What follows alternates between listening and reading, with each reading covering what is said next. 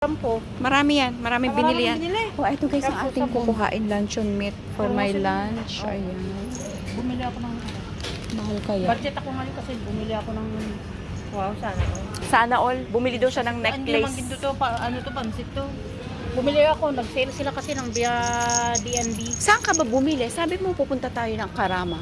Eh, syempre binili ko na lang Hindi, to. sa Purjuman kayo bibili. Oh, saan? Saan ba sa Sa Burjuman? Gold Souk, mura lang doon. Di ba Doon nga ang ako. Gold Souk ay sa Kuwan, sa Deira? Hindi ko alam, Oo. masasabi kasi nila lagi lang ano eh. Ay, ito pala, special offer din. What Mag-sale is kasi this? sila. California tuna sandwich. Sige na, bilisan mo na. Teka lang muna, hintay mo muna ako.